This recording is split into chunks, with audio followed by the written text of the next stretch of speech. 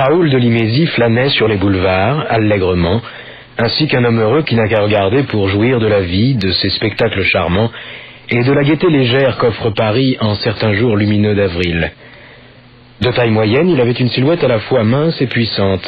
À l'endroit des biceps, les manches de son veston se gonflaient, et le torse bombait au-dessus d'une taille qui était fine et souple. La coupe et la nuance de ses vêtements indiquaient l'homme qui attache de l'importance au choix des étoffes.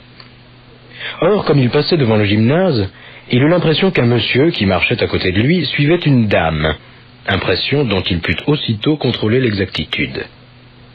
Rien ne semblait à Raoul plus comique et plus amusant qu'un monsieur qui suit une dame. Il suivit donc le monsieur qui suivait la dame, et tous les trois, les uns derrière les autres, à des distances convenables, ils déambulèrent le long des boulevards tumultueux. Il fallait toute l'expérience du baron de Limézy pour deviner que ce monsieur suivait cette dame, car ce monsieur mettait une discrétion de gentleman à ce que cette dame ne s'en doutât point.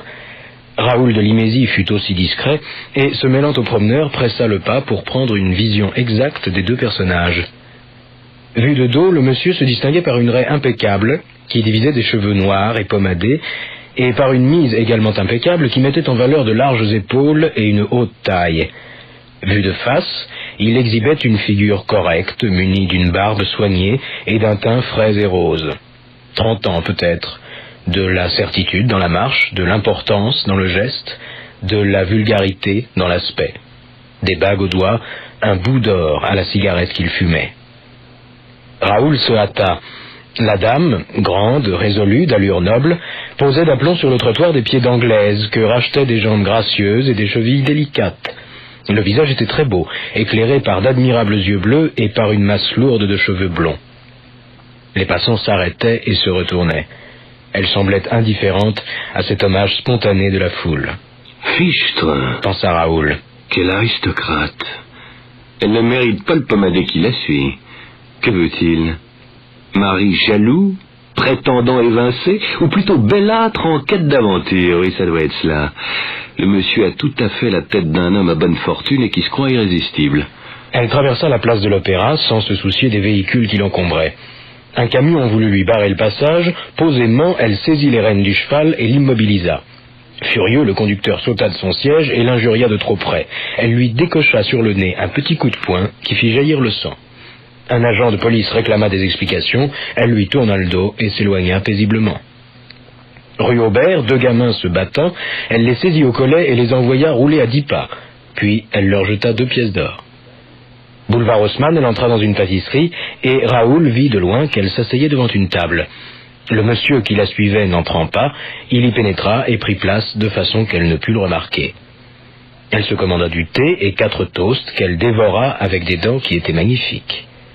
Ses voisins la regardaient. Elle demeurait imperturbable et se fit apporter 4 nouveaux toasts. Mais une autre jeune femme, attablée plus loin, attirait aussi la curiosité. Blonde comme l'anglaise, avec des bandeaux ondulés, moins richement vêtue, mais avec un goût plus sûr de parisienne, elle était entourée de 3 enfants pauvrement habillés, à qui elle distribuait des gâteaux et des verres de grenadine. Elle les avait rencontrés à la porte et les régalait pour la joie évidente de voir leurs yeux s'allumer de plaisir et leurs joues se barbouiller de crème. Ils n'osaient parler et s'empiffraient à plein gosier. Mais, plus enfants qu'eux, elle s'amusait infiniment et bavardait pour eux tous. « Qu'est-ce qu'on dit à la demoiselle ? Plus haut ? Je n'ai pas entendu. Non, je ne suis pas une madame. On doit me dire merci, mademoiselle. » Raoul de Limézy fut aussitôt conquis par 2 choses, la gaieté heureuse et naturelle de son visage et la séduction profonde de 2 grands yeux verts, couleur de jade, striés d'or, et dont on ne pouvait détacher son regard quand on l'y avait une fois fixé. De tels yeux sont d'ordinaire étranges, mélancoliques ou pensifs, et c'était peut-être l'expression habituelle de cela, mais ils offraient en cet instant le même rayonnement de vie intense que le reste de la figure, que la bouche malicieuse, que les narines frémissantes, et que les joues aux fossettes souriantes. Joies extrêmes ou douleurs excessives. Il n'y a pas de milieu pour ce sorte de créature, se dit Raoul, qui sentit en lui le désir soudain d'influer sur ses joies ou de combattre ses douleurs. Il se retourna vers l'anglaise. Elle était vraiment belle, d'une beauté puissante, faite d'équilibre, de proportion et de sérénité. Mais la demoiselle aux yeux verts, comme il l'appela, le fascinait davantage. Si on admirait l'une, on souhaitait de connaître l'autre et de pénétrer dans le secret de son existence. Il hésita pourtant lorsqu'elle eut réglé son addition et qu'elle s'en fut avec les 3 enfants. La suivrait-il ou resterait-il? Qui l'emporterait? Les yeux verts? Les yeux bleus? Il se leva précipitamment, jeta de l'argent sur le comptoir et sortit. Les yeux verts l'emportaient. Un spectacle imprévu le frappa. La demoiselle aux yeux verts causait sur le trottoir avec le bellâtre qui, une demi-heure auparavant, suivait l'anglaise comme un amoureux timide ou jaloux. Conversation animée, fiévreuse de part et d'autre, et qui ressemblait plutôt à une discussion. Il était visible que la jeune fille cherchait à passer et que le bellâtre l'en empêchait, et c'était si visible que Raoul fut sur le point, contre toute convenance, de s'interposer. Il n'en eut pas le temps. Un taxi s'arrêtait devant la pâtisserie, un monsieur en descendit qui, voyant la scène du trottoir, accourut, leva sa canne et d'un coup de volet fit sauter le chapeau du bellâtre pommadé. Stupéfait, celui-ci recula, puis se précipita sans souci des personnes qui s'attroupaient. « Mais vous êtes fou! Vous êtes fou !» proférait-il. Le nouveau venu, qui était plus petit, plus âgé, se mit sur la défensive et, la canne levée, cria « Je vous l'ai défendu de parler à cette jeune fille. Je suis son père et je vous dis que vous n'êtes un misérable. Oui, un misérable !» Il y avait chez l'un et chez l'autre comme un frémissement de haine. Le bellâtre, sous l'injure, se ramassa, prêt à sauter sur le nouveau venu que la jeune fille tenait par le bras et essayait d'entraîner vers le taxi. Il réussit à les séparer et à prendre la canne du monsieur, lorsque tout à coup il se trouva face à face avec une tête qui surgissait entre son adversaire et lui. Une tête inconnue, bizarre, dont l'œil droit clignotait nerveusement et dont la bouche, déformée par une grimace d'ironie, tenait une cigarette. C'était Raoul qui se dressait ainsi et qui articula d'une voix rauque « Un peu de feu, s'il vous plaît. » Demande vraiment inopportune. Que voulait donc cet intrus? Le pommadé se regimba. « Laissez-moi donc tranquille, je n'ai pas de feu. »« Mais si, tout à l'heure vous fumiez. » affirma l'intrus. L'autre, hors de lui, tâcha de l'écarter. N'y parvenant point et ne pouvant même point bouger les bras, il baissa la tête pour voir quel obstacle l'entravait. Il parut confondu. Les 2 mains du monsieur lui serraient les poignets de telle manière qu'aucun mouvement n'était possible. Un étau de fer ne l'eût pas davantage paralysé. Et l'intrus ne cessait de répéter, l'accent tenace, obsédant. « Un peu de feu, je vous en prie, il serait vraiment malheureux de me refuser un peu de feu. » Les gens riaient alentour. Le bellâtre, exaspéré, proféra. « Allez-vous me ficher la paix, hein? Je vous dis que j'en ai pas. » Le monsieur hocha la tête d'un air mélancolique. « Vous êtes bien impoli, jamais on ne refuse un peu de feu à qui vous en demande aussi courtoisement. Mais puisque vous mettez tant de mauvaise grâce à me rendre service... » Il desserra son étreinte. Le bellâtre, libéré, se hâta, mais l'auto filait, emportant son agresseur et la demoiselle aux yeux verts, et il fut aisé de voir que l'effort du pommadé serait vain. « Me voilà bien avancé, » se dit Raoul en le regardant courir. Je fais le Don Quichotte en faveur d'une belle inconnue aux yeux verts et elle s'esquive, sans me donner son nom et son adresse.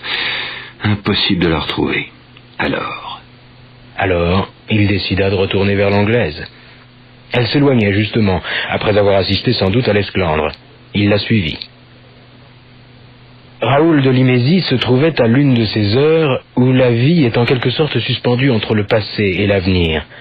Un passé pour lui rempli d'événements, un avenir qui s'annonçait pareil. Au milieu, rien. Et dans ce cas-là, quand on a 34 ans, c'est la femme qui nous semble tenir en main la clé de notre destinée. Puisque les yeux verts s'étaient évanouis, il réglerait sa marche incertaine à la clarté des yeux bleus. Or, presque aussitôt, ayant affecté de prendre une autre route et revenant sur ses pas, il s'apercevait que le bellâtre aux cheveux pommadés s'était mis de nouveau en chasse, et, repoussé d'un côté, se rejetait comme lui de l'autre côté. Et tous 3 recommencèrent à déambuler sans que l'anglaise pût discerner le manège de ses prétendants. Le long des trottoirs encombrés, elle marchait en flânant, toujours attentive aux vitrines et indifférente aux hommages recueillis. Elle gagna ainsi la place de la Madeleine et par la rue Royale atteignit le faubourg Saint-Honoré jusqu'au grand hôtel Concordia.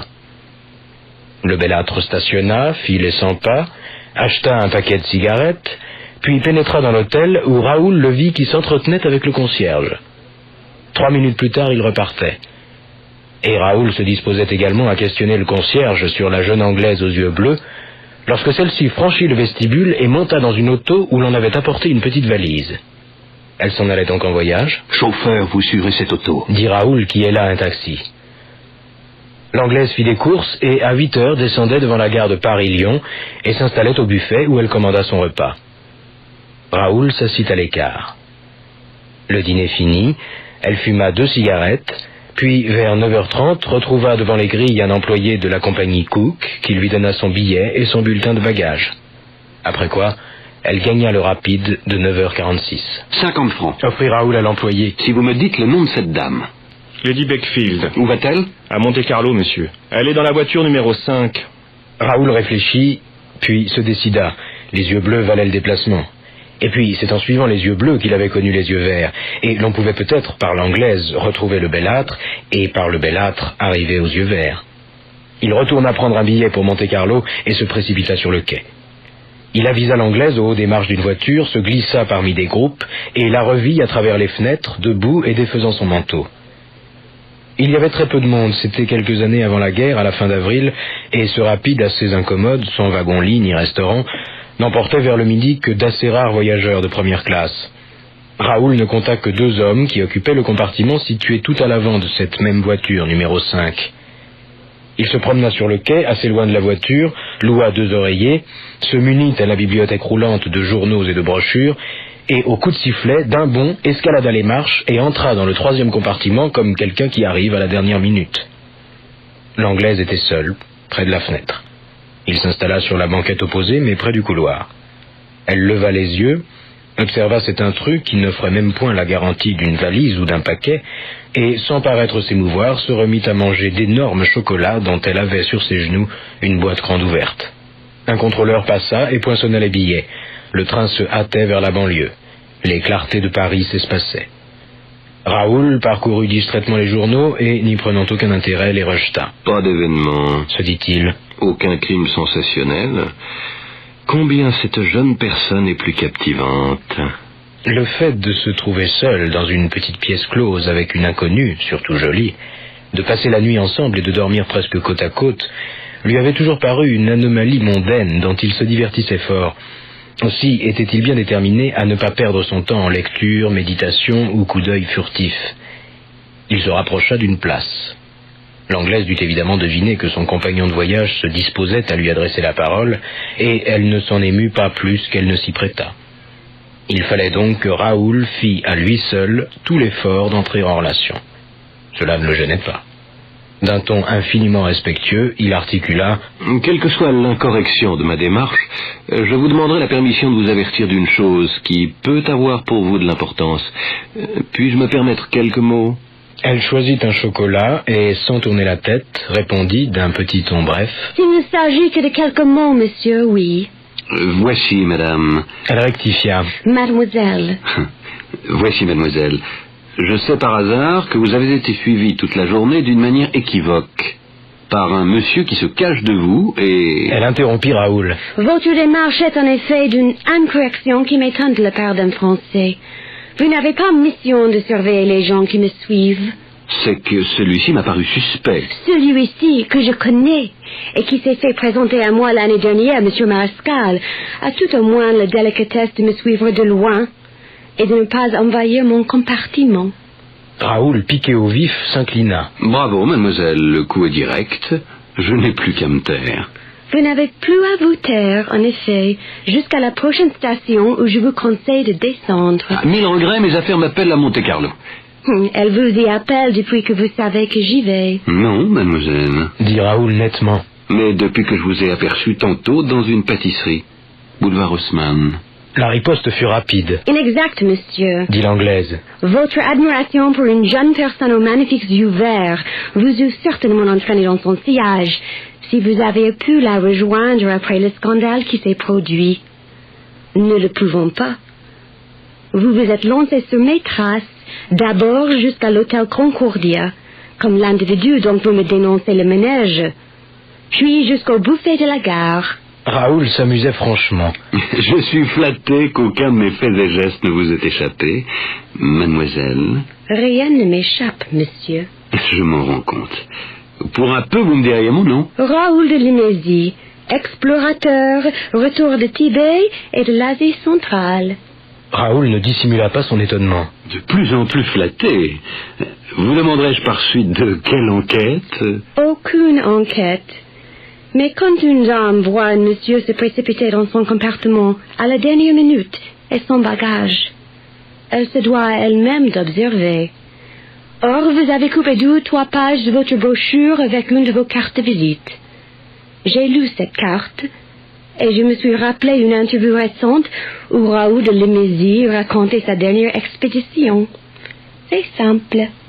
Très simple. Mais il faut avoir de rudes yeux. Les miennes sont excellentes.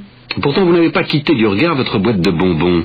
Vous en êtes au 18e chocolat. Je n'ai pas besoin de regarder pour voir, ni de réfléchir pour deviner. Pour deviner quoi, en l'occurrence? Pour deviner que votre nom véritable n'est pas Raoul de Limézy. Pas possible. Sans quoi, monsieur? Les initiales qui sont au fond de votre chapeau ne seraient pas un H et un V. À moins que vous ne portiez le chapeau d'un ami. Raoul commençait à s'impatienter. Il n'aimait pas que dans un duel qu'il soutenait, l'adversaire eût constamment l'avantage. Et que signifient ce H et ce V, selon vous? Elle croqua son 19e chocolat, et du même ton négligent. Ce sont là, monsieur, des initiales dont l'accouplement est assez rare. Quand je les rencontre par hasard, mon esprit fait toujours un rapprochement involontaire entre elles et les initiales de 2 noms, dont j'ai remarqué une fois. Puis-je vous demander lesquels? Non, cela ne vous apprendrait rien. C'est un nom inconnu pour vous. Mais encore? Horace Velmont. Et qui est cet Horace Velmont? Horace Velmont est un des nombreux pseudonymes sous lesquels se cache Sous lesquels se cache? Arsène Lupin.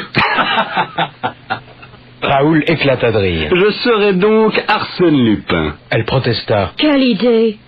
Je vous raconte seulement le souvenir que les initiales de votre chapeau évoquent à moi tout à fait stupidement. Et je me dis, tout aussi stupidement, que votre joli nom de Raoul de Limézy ressemble beaucoup à un certain nom de Raoul d'Andrézy, qu'Arsène Lupin a porté également. Excellente réponse, mademoiselle. Mais si j'avais l'honneur d'être Arsène Lupin, croyez-moi, je ne jouerais pas le rôle un peu niais que je tiens en face de vous. Avec quelle maîtrise vous vous moquez de l'innocent Limézy. Elle lui tendit sa boîte. Un chocolat, monsieur, pour compenser votre défaite. Oh, et laissez-moi dormir. Mais notre conversation n'en restera pas là. Non, si l'innocent Limézy ne m'intéresse pas. Par contre, les gens qui portent un autre nom que le leur m'intriguent toujours. Quelles sont leurs raisons? Pourquoi se déguisent-ils? Curiosité un peu perverse. Curiosité que peut se permettre une Beckfield, Dit-il assez lourdement. Et il ajouta. Comme vous le voyez, mademoiselle, moi aussi, je connais votre nom. Et l'employé de Coq aussi. Dit-elle en riant. Allons, je suis battu. Je prendrai ma revanche à la première occasion. L'occasion se présente surtout quand on ne la cherche pas. Conclut l'Anglaise. Pour la première fois, elle lui donna franchement et en plein le beau regard de ses yeux bleus. Il frissonna. Aussi belle que mystérieuse, murmura-t-il. Pas le moindre mot mystérieuse. Je m'appelle Constance Beckfield. Je rejoins à Monte-Carlo mon père, Lord Beckfield, qui m'attend pour jouer au golf avec lui. En dehors du golf, donc, je suis passionnée comme de tous les exercices. J'écris dans les journaux pour gagner ma vie et garder mon indépendance. Mon métier de reporteresse me permet ainsi d'avoir des renseignements de première main sur tous les personnages célèbres, hommes d'État, généraux, chefs et chevaliers d'industrie, grands artistes et illustres cambrioleurs. Je vous salue, monsieur. Déjà, elle refermait sur son visage les 2 extrémités d'un châle, enfouissait sa tête blonde dans le creux d'un oreiller, jetait une couverture sur ses épaules et allongeait les jambes sur la banquette. Raoul, qui avait tressailli sous la pointe de ce mot de cambrioleur, jeta quelques phrases qui ne portèrent point. Il se heurtait à une porte close. Le mieux était de se taire et d'attendre sa revanche. Il demeura donc silencieux dans son coin, déconcerté par l'aventure, mais au fond ravi et plein d'espoir. La délicieuse créature, originale et captivante, énigmatique et si franche, et quelle acuité dans l'observation, comme elle avait vu clair en lui. Comme elle avait relevé les petites imprudences que le mépris du danger lui laissait parfois commettre, ainsi ses 2 initiales. Il saisit son chapeau et en arracha la coiffe de soie qu'il alla jeter par une fenêtre du couloir. Puis il revint prendre place au milieu du compartiment, se cala aussi entre ses 2 oreillers et rêvassa nonchalamment. La vie lui semblait charmante. Il était jeune, Des billets de banque facilement gagnés garnissaient son portefeuille.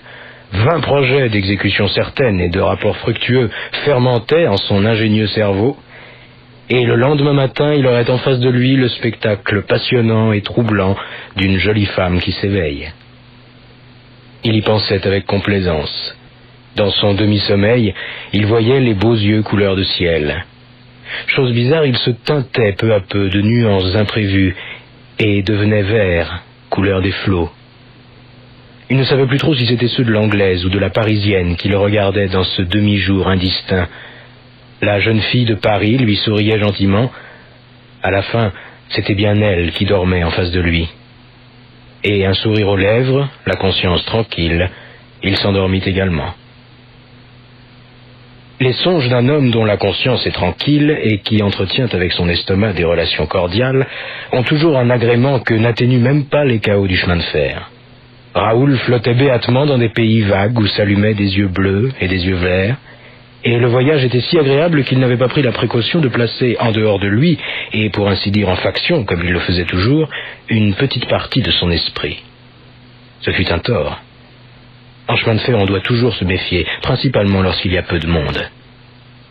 Il n'entendit donc point s'ouvrir la porte de la passerelle à soufflet qui servait de communication avec la voiture précédente, voiture numéro 4, ni s'approcher à pas de loup 3 personnages masqués et vêtus de longues blouses grises qui firent halte devant son compartiment.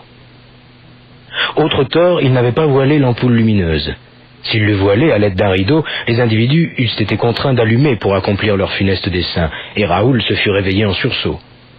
De sorte que, en fin de compte, il n'entendit ni ne vit rien. Un des hommes, revolver au poing, demeura comme une sentinelle dans le couloir. Les 2 autres, en quelques signes, se partagèrent la besogne et tirèrent de leurs poches des casse-têtes. L'un frapperait le premier voyageur, l'autre celui qui dormait sous une couverture. L'ordre d'attaque se donna à voix basse, mais si bas que ce fut, Raoul en perçut le murmure, se réveilla et instantanément raidit ses jambes et ses bras. Parade inutile.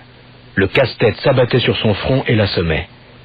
Tout au plus put-il sentir qu'on le saisissait à la gorge et put-il apercevoir qu'une ombre passait devant lui et se ruait sur Miss Bakefield.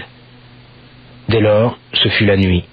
Les ténèbres épaisses, où, perdant pied comme un homme qui se noie, il n'eut plus que ces impressions incohérentes et pénibles qui remontent plus tard à la surface de la conscience et avec lesquelles la réalité se reconstitue dans son ensemble. On le ligota, on le bâillonna énergiquement et on lui enveloppa la tête d'une étoffe rugueuse. Ses billets de banque furent enlevés. « Bonne affaire !» souffla une voix. « Mais tout ça, c'est des hors-d'œuvre. As-tu ficelé l'autre ?» Le coup de matraque a dû l'étourdir. Il faut croire que le coup n'avait pas étourdi l'autre suffisamment, et que le fait d'être ficelé ne lui convenait pas, car il y eut des jurons, un bruit de bousculade, une bataille acharnée qui remuait toute la banquette, et puis des cris de femmes. « Traîne, en voilà une garce !» reprit sourdement une des voix. « Elle griffe, elle mord. Mais dis donc, tu la reconnais, toi ?»« Dame, c'est plutôt à toi de le dire. » « Que je la fasse taire, d'abord. » Il employa de tels moyens qu'elle se tut, en effet, peu à peu. Les cris s'atténuèrent, devinrent des hoquets, des plaintes. Elle luttait cependant, et cela se passait tout contre l'Imésie qui sentait, comme dans un cauchemar, tous les efforts de l'attaque et de la résistance. Et subitement, cela prit fin. Une 3e voix, qui venait du couloir, celle de l'homme en faction évidemment, ordonna sur un ton étouffé « Halte! Mais lâchez-la donc! Vous ne l'avez toujours pas tuée, hein ?» Ma foi, j'ai bien peur. En tout cas, on pourra la fouiller. Halte! Et silence, nom de Dieu! Les 2 agresseurs sortirent. On se querella et on discuta dans le couloir. Et Raoul, qui commençait à se ranimer et à bouger, surprit ces mots. Oui, plus loin, le compartiment du bout, et vivement le contrôleur pourrait venir. Un des 3 bandits se pencha sur lui. « Toi, si tu remues, tu es mort. Tiens-toi tranquille. » Le trio s'éloigna vers l'extrémité opposée, où Raoul avait remarqué la présence de 2 voyageurs. Déjà, il essayait de desserrer ses liens et, par des mouvements de mâchoire, de déplacer son bâillon. Près de lui, l'Anglaise gémissait, de plus en plus faiblement, ce qui le désolait. De toutes ses forces, il cherchait à se libérer, avec la crainte qu'il ne fût trop tard pour sauver la malheureuse. Mais ses liens étaient solides et durement noués. Cependant, l'étoffe qui l'aveuglait, mal attachée, tomba soudain. Il aperçut la jeune fille à genoux, les coudes sur la banquette, et le regardant avec des yeux qui n'y voyaient pas. Au loin, des détonations claquèrent. Les 3 bandits masqués et les 2 voyageurs devaient se battre dans le compartiment du bout. Presque aussitôt, un des bandits passa au galop, une petite valise à la main et les gestes désordonnés. Depuis 1 ou 2 minutes, le train avait ralenti. Il était probable que des travaux de réparation effectués sur la voie retardaient sa marche, et de là provenait le moment choisi pour l'agression. Raoul était désespéré. Tout en se raidissant contre ces cordes impitoyables, il réussit à dire à la jeune fille, malgré son bâillon, « Tenez bon, je vous en prie, je vais vous soigner. Mais qu'y a-t-il? Qu'éprouvez-vous » Les bandits avaient dû serrer outre mesure la gorge de la jeune fille et lui briser le cou, car sa face, tachetée de plaques noires et convulsée, présentait tous les symptômes de l'asphyxie. Raoul eut la notion immédiate qu'elle était près de mourir. Elle haletait et tremblait des pieds à la tête. Son buste se ploya vers le jeune homme, il perçut le souffle rauque de sa respiration, et parmi des râles d'épuisement, quelques mots qu'elle bégayait en anglais. « Monsieur, écoutez-moi, je suis perdue. » Mais non, dit-il bouleversé. Essayez de vous relever, d'atteindre la sonnette d'alarme. Elle n'avait pas de force, et aucune chance ne restait pour que Raoul parvînt à se dégager, malgré l'énergie surhumaine de ses efforts. Habitué comme il l'était à faire triompher sa volonté, il souffrait horriblement d'être ainsi le spectateur impuissant de cette mort affreuse. Les événements échappaient à sa domination et tourbillonnaient autour de lui dans un vertige de tempête. Un deuxième individu masqué repassa, chargé d'un sac de voyage et tenant un revolver. Il en venait un troisième par derrière. Là-bas, sans doute, les 2 voyageurs avaient succombé, et comme on avançait de plus en plus lentement au milieu des travaux, les meurtriers allaient s'enfuir tranquillement. Or, à la grande surprise de Limésie, ils s'arrêtèrent net, en face même du compartiment, comme si un obstacle redoutable se dressait tout à coup devant eux. Raoul supposa que quelqu'un surgissait à l'entrée de la passerelle à soufflet, peut-être le contrôleur au cours d'une ronde. Tout de suite, en effet, il y eut des éclats de voix, puis brusquement la lutte. Le premier des individus ne put même pas se servir de son arme qui lui échappa des mains. Un employé vêtu d'un uniforme l'avait assailli, et ils roulèrent tous les 2 sur le tapis, tandis que le complice, un petit qui semblait tout mince dans sa blouse grise tachée de sang, et dont la tête se dissimulait sous une casquette trop large, à laquelle était attaché un masque de lustrine noire, essayait de dégager son camarade. « Arrêtez le contrôleur » cria Raoul exaspéré. « Voilà du secours » Mais le contrôleur faiblissait, une de ses mains immobilisée par le plus petit des complices. L'autre homme reprit le dessus et martela la figure de l'employé d'une grêle de coups de poing. Alors le plus petit se releva, et comme il se relevait, son masque fut accroché et tomba, entraînant la casquette trop large. D'un geste vif, il se recouvrit de l'un et de l'autre. Mais Raoul avait eu le temps d'apercevoir les cheveux blonds et l'adorable visage effaré et livide de l'inconnu aux yeux verts, rencontré l'après-midi dans la pâtisserie du boulevard Haussmann. La tragédie prenait fin. Les 2 complices se sauvèrent. Raoul, frappé de stupeur, assista sans un mot au long et pénible manège du contrôleur qui réussit à monter sur la banquette et à tirer le signal d'alarme. L'Anglaise agonisait. Dans un dernier soupir, elle balbutia encore des mots incohérents. « Pour l'amour de Dieu, écoutez-moi. Il faut prendre. Quoi, je vous promets? Pour l'amour de Dieu, prenez ma sacoche. Enlevez des papiers. Que mon père ne sache rien. » Elle renversa la tête et mourut. Le train stoppa.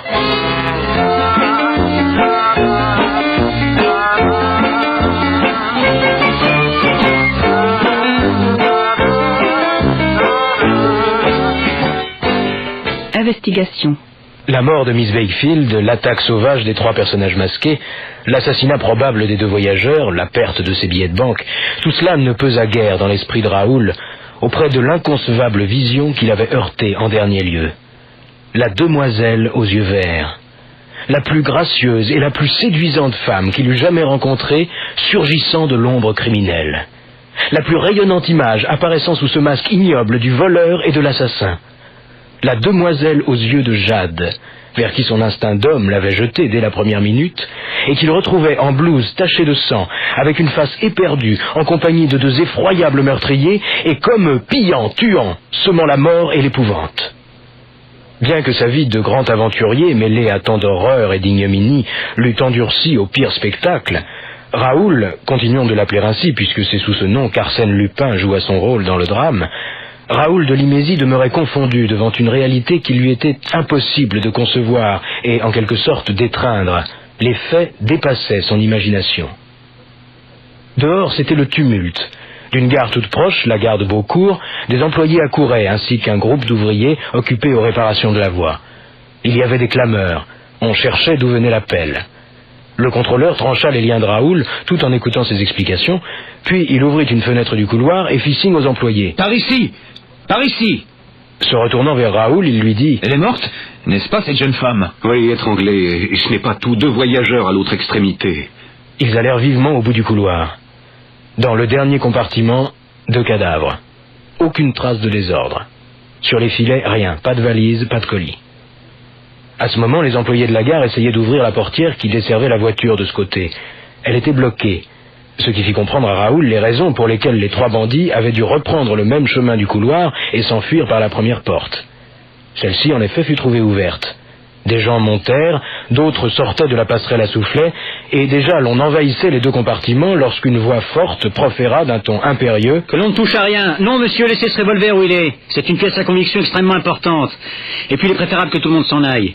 La voiture va être détachée, le train repart aussitôt. N'est-ce pas, monsieur le chef de gare? Dans les minutes de désarroi, il suffit que quelqu'un parle net et sache ce qu'il veut pour que toutes les volontés éparses se plient à cette énergie qui semble celle d'un chef. Or, celui-là s'exprimait puissamment, en homme accoutumé à ce qu'on lui obéisse. Raoul le regarda et fut stupéfait de reconnaître l'individu qui avait suivi Miss Bakefield et abordé la demoiselle aux yeux verts. L'individu auquel il avait demandé du feu, bref, le belâtre pommadé, celui que l'Anglaise appelait Monsieur Marescal. Debout à l'entrée du compartiment où gisait la jeune fille, il barrait la route aux intrus et les refoulait vers les portes ouvertes. Monsieur le chef de gare, vous avez l'obligeance, n'est-ce pas, de surveiller la manœuvre. Emmenez avec vous tous vos employés. Il faudrait aussi téléphoner à la gendarmerie la plus proche, demander un médecin et prévenir le parquet de Romeo. Nous sommes en face d'un crime. De 3 assassinats, rectifia le contrôleur. 2 hommes masqués se sont enfuis, 2 hommes qui m'ont assailli. Je sais, les ouvriers de la voie ont aperçu les ombres et sont dans leur poursuite. Au haut du talus, il y a un petit bois et la battue s'organise tout autour et le long de la route nationale. S'il y a capture, nous le saurons ici. Il articulait les mots durement avec des gestes secs et une allure autoritaire. Raoul s'étonnait de plus en plus, et du coup reprenait tout son sang-froid. Que faisait là le pommadé? Et qu'est-ce qui lui donnait cet aplomb incroyable? N'arrive-t-il pas souvent que l'aplomb de ces personnages provienne justement de ce qu'ils ont quelque chose à cacher, derrière leur façade brillante? Et comment oublier que Marescal avait suivi Miss Bakefield durant tout l'après-midi, qu'il la guettait avant l'heure du départ, et qu'il se trouvait là sans doute dans la voiture numéro 4 à l'instant même où se machinait le crime? D'une voiture à l'autre, la passerelle par où les 3 bandits masqués avaient surgi, et par où l'un des 3, le premier, avait pu retourner. Celui-là, n'était-ce pas le personnage qui maintenant crânait et commandait? La voiture s'était vidée. Il ne restait plus que le contrôleur. Raoul essaya de rejoindre sa place, il en fut empêché. « Comment, monsieur ?» dit-il, certain que Marescal ne le reconnaissait pas. « Comment? Mais j'étais ici et je prétends y revenir. » « Non, monsieur. » riposta Marescal. « Tout endroit où un crime a été commis appartient à la justice, et nul n'y peut pénétrer sans une autorisation. » Le contrôleur s'interposa. « Ce voyageur fut l'une des victimes de l'attaque. Ils l'ont ligoté et dépouillé. » « Je regrette, mais les ordres sont formels. »« Quels ordres ?» fit Raoul irrité. « Les miens. » Raoul se croisa les bras. « Mais enfin, monsieur, de quel droit parlez-vous ? Vous êtes là qui nous faites la loi avec une insolence que les autres personnes peuvent accepter, mais que je ne suis pas d'humeur à subir, moi. » Le belâtre tendit sa carte de visite, en scandant d'une voix pompeuse. « Rodolphe Marescal, commissaire au service des recherches internationales, attaché au ministère de l'Intérieur. » Devant de pareils titres, avait-il l'air de dire, on n'a qu'à s'incliner. Et il ajouta. « Si j'ai pris la direction des événements, c'est d'accord avec le chef de gare, et parce que ma compétence spéciale m'y autorisait. » Raoul, quelque peu interloqué, se contint. Le nom de Marescal, auquel il n'avait pas fait attention, éveilla subitement dans sa mémoire le souvenir confus de certaines affaires où il lui semblait que le commissaire avait montré du mérite et une clairvoyance remarquable. En tout cas, il eût été absurde de lui tenir tête. « C'est ma faute, » pensa-t-il. Au lieu d'agir du côté de l'Anglaise et de remplir son dernier vœu, j'ai perdu mon temps à faire de l'émotion avec la fille masquée. Mais tout de même, je te repincerai au détour, le pommadé, et je saurai comment il se peut que tu sois dans ce train, à point nommé, pour t'occuper d'une affaire où les 2 héroïnes sont justement les jolies femmes de tantôt. En attendant, filons doux. et d'un ton de déférence, comme s'il était fort sensible au prestige des hautes fonctions. Excusez-moi, monsieur, si peu parisien que je sois, puisque j'habite le plus souvent hors de France, votre notoriété est venue jusqu'à moi. Et je me rappelle, entre autres, une histoire de boucles d'oreilles. Marescal se rengorgea. Oui, les boucles d'oreilles de la princesse Laurentini. Ce ne fut pas mal, en effet. Mais nous tâcherons de réussir encore mieux aujourd'hui, et j'avoue qu'avant l'arrivée de la gendarmerie, et surtout du juge d'instruction, j'aimerais bien pousser l'enquête à un point où... À un point Approuva Raoul. où ces messieurs n'auraient plus qu'à conclure. Vous avez tout à fait raison, et je ne continuerai mon voyage que demain, si ma présence peut vous être utile. Extrêmement utile, et je vous en remercie. Le contrôleur, lui, dut repartir après avoir dit ce qu'il savait. Cependant, la voiture était rangée sur une voie de garage et le train s'éloigna. Marescal commença ses investigations, puis, avec l'intention évidente d'éloigner Raoul, il le pria d'aller jusqu'à la station et de chercher des draps pour recouvrir les cadavres. Raoul, empressé, descendit, longea la voiture et se hissa au niveau de la 3e fenêtre du couloir. C'est bien ce que je pensais. Se dit-il. Le pomadé voulait être seul. Quelques petites machinations préliminaires. Marescal, en effet, avait un peu soulevé le corps de la jeune Anglaise et entrouvert son manteau de voyage. Autour de sa taille, il y avait une petite sacoche de cuir rouge. Il dégrafa la courroie, prit la sacoche et l'ouvrit. Elle contenait des papiers qu'il se mit à lire aussitôt. Raoul, qui ne le voyait que de dos et ne pouvait ainsi juger d'après son expression ce qu'il pensait de sa lecture, partit en grommelant. T'auras beau te presser, camarade, je te rattraperai toujours avant le but. Ces papiers m'ont été légués et nul autre que moi n'a droit sur eux. Il accomplit la mission dont il était chargé, et lorsqu'il revint avec la femme et la mère du chef de gare qui se proposait pour la veillée funèbre, il apprit de Marescal qu'on avait cerné dans le bois 2 hommes qui se cachaient au milieu des fourrés. Pas d'autres indications? Rien. Soi-disant un des hommes boitait, l'on a recueilli derrière lui un talon coincé entre 2 racines. Mais c'est un talon de soulier de femme. Donc aucun rapport? Aucun. On étendit l'anglaise. Raoul regarda une dernière fois sa jolie et malheureuse compagne de voyage, et il murmura en lui-même. Je vous vengerai, Miss Beckfield. Si je n'ai pas su veiller sur vous et vous sauver, je vous jure que vos assassins seront punis. Il pensait à la demoiselle aux yeux verts, et il répéta à l'encontre de la mystérieuse créature ce même serment de haine et de vengeance. Puis, baissant les paupières de la jeune fille, il ramena le drap sur son pâle visage. Elle était vraiment belle. Vous ne savez pas son nom? Comment le saurais-je? Déclara Marescal qui se déroba. Mais voici une sacoche. Elle ne doit être ouverte qu'en présence du parquet. Dit Marescal qui la mit en bandoulière sur son épaule et qui ajouta. Il est surprenant que les bandits ne l'aient pas dérobée. Elle doit contenir des papiers. Nous attendrons le parquet. Mais il semble en tout cas que les bandits qui vous ont dévalisé vous ne lui aient rien dérobé à elle. Ni ce bracelet montre, ni cette broche, ni ce collier. Raoul conta ce qui s'était passé, et il le fit d'abord avec précision, tellement il souhaitait collaborer à la découverte de la vérité. Mais peu à peu, des raisons obscures le poussant à dénaturer certains faits, il ne parla point du 3e complice, et ne donna des 2 autres qu'un signalement approximatif, sans révéler la présence d'une femme parmi eux. Marescal écouta et posa quelques questions, puis, laissant une des gardes, emmena l'autre dans le compartiment où gisaient les 2 hommes. Ils se ressemblaient tous deux, l'un beaucoup plus jeune, mais tous deux offrant les mêmes traits vulgaires, les mêmes sourcils épais et les mêmes vêtements gris de mauvaise coupe. Le plus jeune avait reçu une balle en plein front, l'autre dans le cou. Marescal, qui affectait la plus grande réserve, les examina longuement, sans même les déranger de leur position, fouilla leurs poches et les recouvrit du même drap. « Monsieur le commissaire » dit Raoul, à qui la vanité et les prétentions de Marescal n'avaient pas échappé. « J'ai l'impression que vous avez fait déjà du chemin sur la voie de la vérité. On sent en vous un maître. Vous est-il possible en quelques mots ?»« Pourquoi pas ?» dit Marescal, qui entraîna Raoul dans un autre compartiment. « La gendarmerie ne va pas tarder, et le médecin non plus. Afin de bien marquer la position que je prends et de m'en assurer le bénéfice, je ne suis pas fâché d'exposer au préalable le résultat de mes premières investigations. »« Vas-y, pomadé, » se dit Raoul. « Tu ne peux pas choisir un meilleur confident que moi. » Il parut confus d'une telle aubaine. Quel honneur et quelle joie. Le commissaire le pria de s'asseoir et commença. « Monsieur, sans me laisser influencer par certaines contradictions ni me perdre dans les détails, je tiens à mettre en évidence 2 faits primordiaux, d'une importance considérable, à mon humble avis. Tout d'abord ceci. La jeune Anglaise, comme vous la désignez, a été victime d'une méprise. Oui, monsieur, d'une méprise. Ne vous récriez pas, j'ai mes preuves. À l'heure fixée par le ralentissement prévu du train, Les bandits qui se trouvaient dans la voiture suivante, je me rappelle les avoir entreaperçus de loin et je les croyais même au nombre de 3, vous attaquent, vous dépouillent, attaquent votre voisine, cherchent à la ficeler. Et puis brusquement, lâchent tout et s'en vont plus loin, jusqu'au compartiment du bout. Pourquoi cette volte-face? Pourquoi? Parce qu'ils se sont trompés. Parce que la jeune femme était dissimulée sous une couverture. Parce qu'ils croient se ruer contre 2 hommes et qu'ils aperçoivent une femme. D'où leur effarement. Crénon, en voilà une garce. Et d'où leur éloignement précipité. Ils explorent le couloir et découvrent les 2 hommes qu'ils recherchaient, les 2 qui sont là. Or, ces 2-là se défendent. Ils les tuent à coups de revolver et les dépouillent au point de ne rien leur laisser. Valise, paquet, tout est parti, jusqu'aux casquettes. Premier point nettement établi, n'est-ce pas? Raoul était surpris, non pas de l'hypothèse, car lui-même l'avait admise dès le début, mais que Marescal eût pu l'apercevoir avec cette acuité et cette logique. Second point, Reprit le policier, que l'admiration de son interlocuteur exaltait. Il tendit à Raoul une petite boîte d'argent finement ciselée. j'ai ramassé cela derrière la banquette. Une tabatière? Oui, une tabatière ancienne, mais servant d'étui à cigarettes. 7 cigarettes tout juste, que voici. Tabac blond pour femme.